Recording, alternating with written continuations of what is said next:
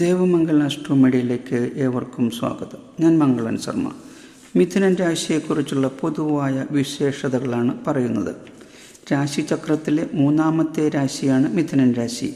രാശ്യാധിപൻ ബുധനും ഇത് ഒരു ഉഭയരാശിയും ശീർഷോദയ രാശിയുമാണ്.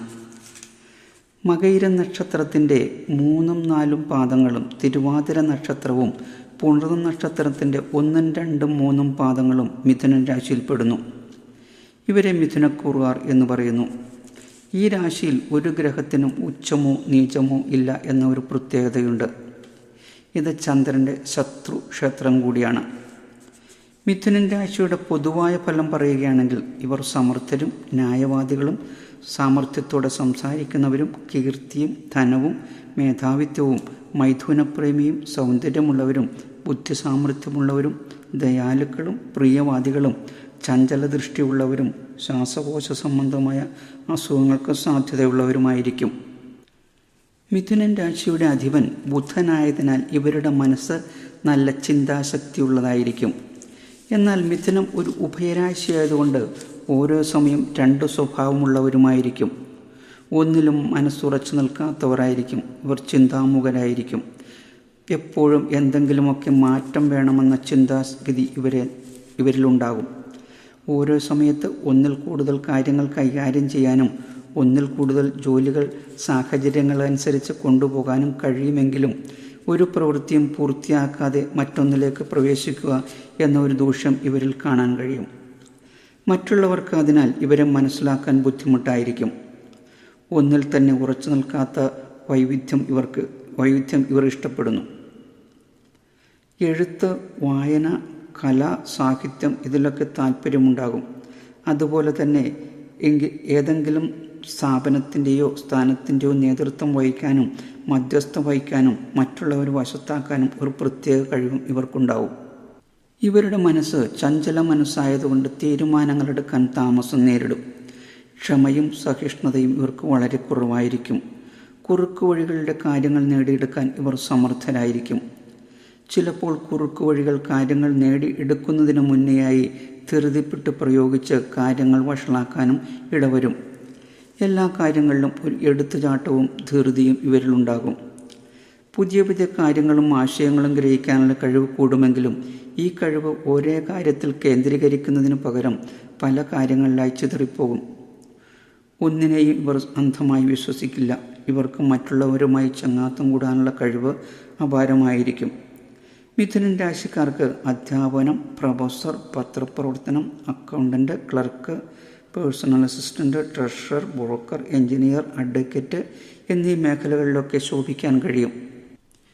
മിഥുനൻ രാശിക്കാർക്ക് ജീവിത പങ്കാളിയെ വശീകരിക്കാനും അവരുടെ മനസ്സറിഞ്ഞ് ബുദ്ധിപൂർവ്വം നയത്തിൽ ഇടപെടാൻ കഴിയുമെന്നതുകൊണ്ട് വിവാഹ ജീവിതം വലിയ പ്രശ്നങ്ങളില്ലാതെ മുന്നോട്ട് പോകും. എങ്കിലും മിഥുനൻ രാശി ഒരു ഉഭയരാശി ആയതുകൊണ്ട് സ്ത്രീയായാലും പുരുഷനായാലും ഒന്നിലധികം ബന്ധങ്ങളുണ്ടാകും. ദ്വിഭാര്യ യോഗം തന്നെ ഉണ്ടായേക്കാം. ഇവർക്ക് സന്താനങ്ങൾ കുറവായിരിക്കും. ഏറിയാൽ 2, അതിൽ കൂടുതലുണ്ടാകാൻ സാധ്യത വിരളമായിരിക്കും.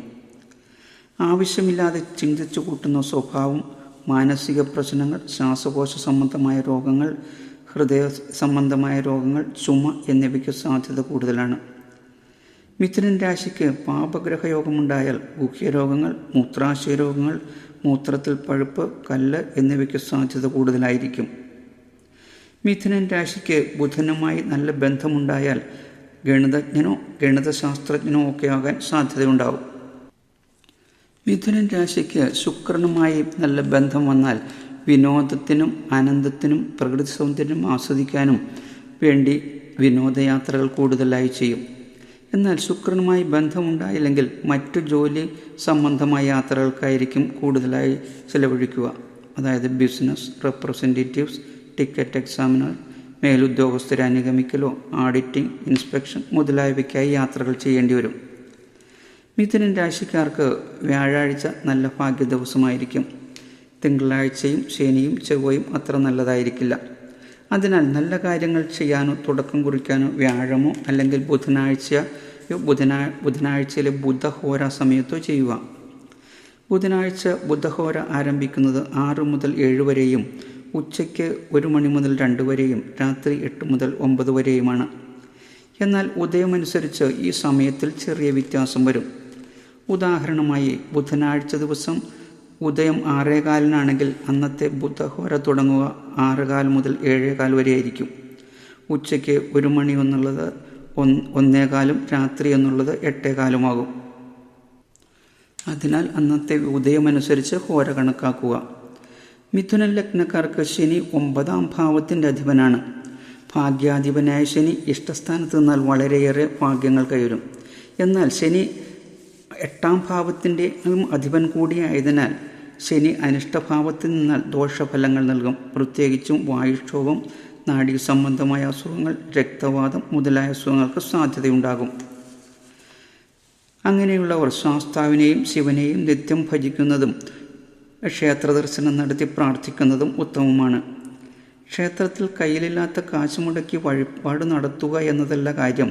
ശുദ്ധമായ മനസ്സോടെ പ്രാർത്ഥനയും ക്ഷേത്രദർശനവും മറ്റുള്ളവരെ സഹായിക്കുന്നതിലും ബഹുമാനിക്കുന്നതിലുമാണ് ഈശ്വരപ്രീതി കൈവരിക എന്നുകൂടി ഓർമ്മിപ്പിക്കുന്നു. എല്ലാവർക്കും ഒരു ശുഭദിനം നേരുന്നു. ഓം ശ്രീ മഹാദേവിയേ നമഃ.